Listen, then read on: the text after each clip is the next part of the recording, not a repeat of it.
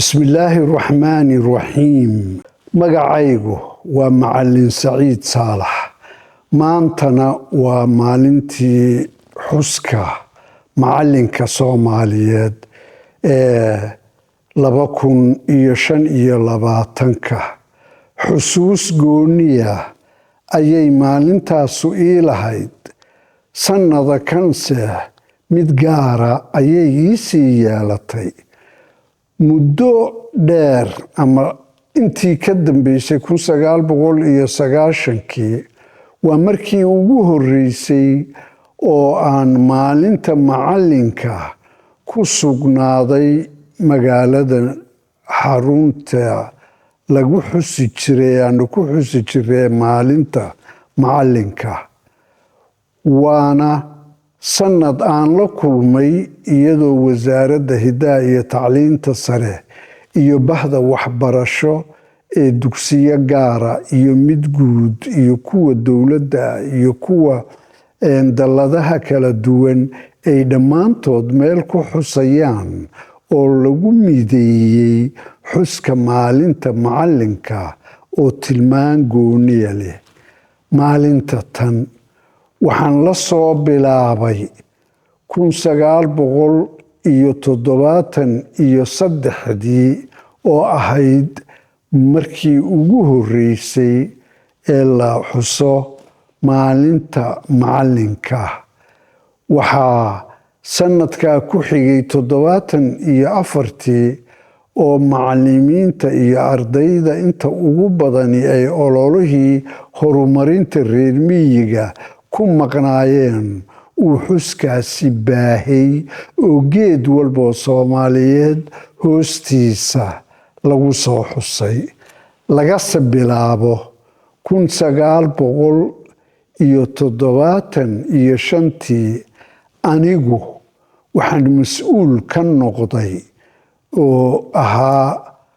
madaxii ama agaasimihii waaxda barbaarinta ee wasaaradda waxbarashada iyo barbaarinta waxaan mas'uul ka noqday xuska maalinta macalinka aan ku soo waday ilaa 1990kii aan dib ugu noqonna maxay maalintaas loogu doortay 21 Noofembar ma ogtahay golihii kacaankii waagaa ciidamadii dalka qabsaday marka ay bil joogeen 1900 Noofembar 21keedii digriitadii jaamacad ugu horeysay oo loo saxeexo laba meelood oo bilow ka jiray gaar ahaan kuliyadda la foole oo aan saxiixa markaa ku jirin laakiin instituutadii oo lagu dhiganayay kuliyado aan buuxin ee ahayd leejo iyo economico waa dhaqaalaha iyo sharciga ayay maalintaas saxeexeen waa 69kii 1973 bisha Noofembar marka ka horeysay ee Sebtembar iskuulada laga soo noqday waxay ahayd markay soo baxday natiijadii ugu ballaadhnayd ee macalimiinta dalkoo dhan sanadka imtixaankii laga qaaday waa maalinta loo diray macalimiinta ugu badan jaamacadda oo imtixaanka qaybta ugu sareysay ahayd waa maalinta loo diray qaybta ku xigtay oo ka sii badan in ay dallacaan oo macalimiin dallacda ku aada 21 Noofembar 73 waa maalinta ay iyagana intii aan imtixaanka si buuxda uga guuleysan in loo furo tababaradii socday 3 waqti oo la oran jiray barnaamijka horumarinta macalimiinta maalintu sumadaha iyo kuwa badan in macalinka loo sameeyo tilmaan iyo niyadgelin iyo wax uu higsado iyo qofka bani aadamka ahi waxa aanu ka maarmin iyo tilmaamaha loo yeelayo iyo hankiisa sida sare loogu qaadayo ayay macallimiintu loogu yagleelay inay maalinta barnaamijyo kala duwan waa tii saldhigga looga dhigay golihii taariikhiga ahaa ee xisbigii xoreynta dalka SYL uu xarunta u ahaan jirtay oo loo bixiyey golaha macallimiinta ee maktabadda ugu ballaadhani ay ku tiilay oo barnaamijyada aanu ka hurin jiray aan goobjoog u ahaa waa tii uu ka dhashay maalintaas iyo xuskeeda xafiiskii danaha macallimiinta u gaar ahayd oo isagoo wasaaradda ku dhex yaalla ka madax bannaanaa oo baahida macallinka dhibtu ku dhacdo looga daryeeli jiray waa maalintii aanu ku xusi jiray habraaceeda maalinimo xuseed wuxuu ka bilaaban jiray toddobaadka ka horeeya ayaa marimada warbaahinta oo awal waagaa koobnaa ee ahaa idaacadda iyo TV-ga markii dambe ku soo biiray ayaa toddobaad lagala sii hadli jiray macallinka qaayihiisa barbaariyahaasu sumadda uu leeyahay wuxuu dalka ka taro barnaamijkii codka macallinkaa sii baahi jiray subaxa 21 Noofembar ee hiirta waaberi ayaa macallimiintii da'da weyneyd ee shaqada ka fadhiisatay iyo kuwo weli wasaaradda dhex jooga oo ku jira ayaa dhammaantood inta xidhmooyin ubaxya loo kala dhiibo ayaa taalooyinka lagu dhex mari jiray tan wasaaradda ugu dhow ee daljirka dahsoon ilaa xaawataako ilaa taaladii SYL ilaa dhagax tuurka ilaa sayid maxamed cabdulla xasan intaas lug waa lagu tegi jiray axmed gurey oo xoogaa ka cabaarsanna wuu dambeeyey oo dhinac kalea lagaga iman jiray marka ay macallimiinta da'da weyni intaasi ay taalooyinka ubaxa dhigaan ayaa fiidkii golaha tiyaatarka qaranka la isugu iman jiray dalka madaxdiisa ilaa madaxweynihiisa iyo inta hoggaanka siyaasadeed ah iyo inta macallin ah ee uu qaadi karo iyo inta maamuusaysa halkaasaa lagu soo bandhigi jiray suugaanta gaarka ah waxaan maanta aan hambalyooyinka u sii horraysiinayaa kooxda weli xidhiidhka leh ee barbaariyayaasha ah ee habeenka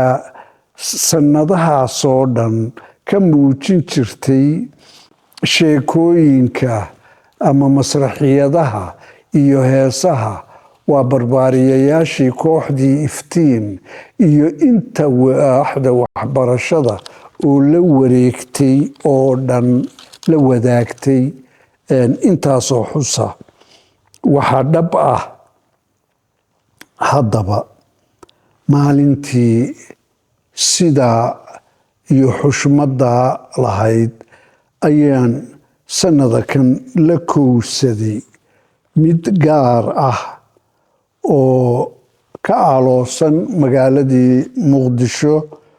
oo ay muuqato in sanadka lagu mideeyey bahda waxbarasho oo dhan oo gooba isugu timaada oo xuskeedii ku muujisa sannada kan si gaar ah ay horkacayso wasaaradda hiddaha iyo tacliinta sare waxaa jiray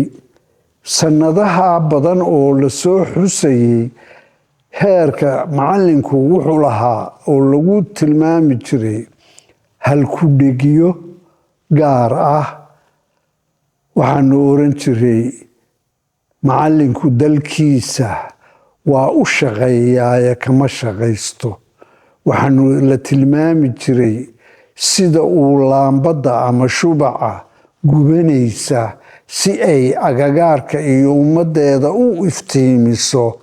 iyaduna uu dabku u shiiqinayo oo ay u gubanayso waxaa lagu tilmaami jiray suugaanaha kala duwan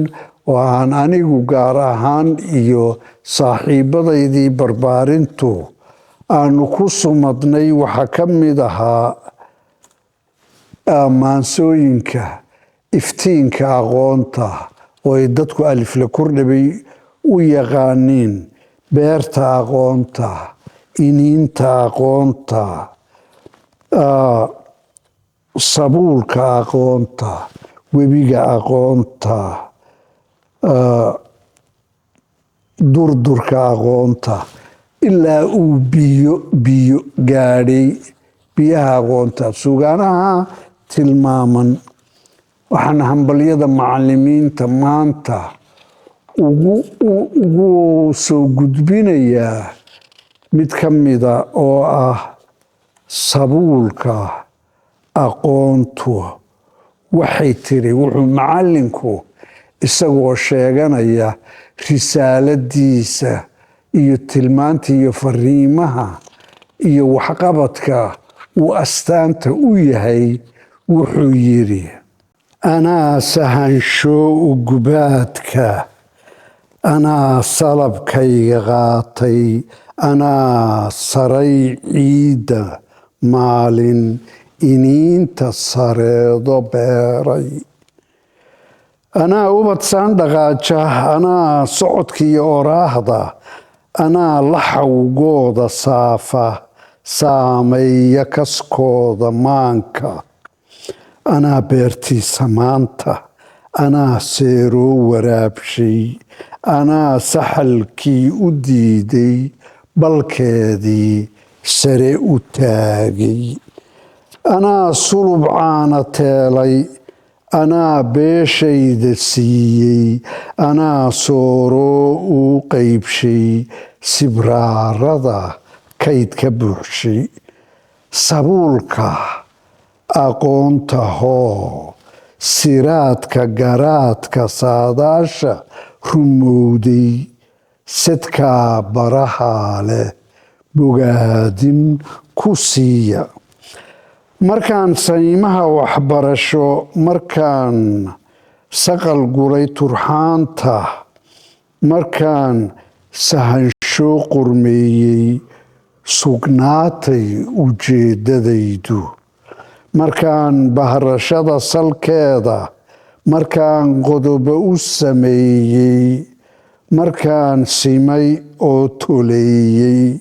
markaan sabadii degaamay, markaan suntay oo afkayga, markaan sadarrada tilmaamay, sinaantaa ugu daryeelay, markaasaan helay sadkayga, sugnaatay ujeeddadaydu. markaan suntay oo afkayga, markaan sadarrada tilmaanta, sinaantaa ugu daryeelay, markaasaan helay sadkayga, sugnaatay ujeeddadaydu. sabuulka aqoonta hoo, siraadka garaadka saadaasha rumowday, sadkaa barahaa leh bogaadin ku siiya. waxaan si gaara uga baahinayaa guud ahaan macallimiinta ummadda Soomaaliyeed, gaar ahaana qoysaskooda, ubadkooda, hambalyo ardaygooda, hambalyo waalidkooda, ardaygaasi la kalkaaliya, hambalyo wasaaradda maanta ku horkacday inay intaa isugu keento goobaha xuska, hambalyo macallinka Soomaaliyeed, hambalyo.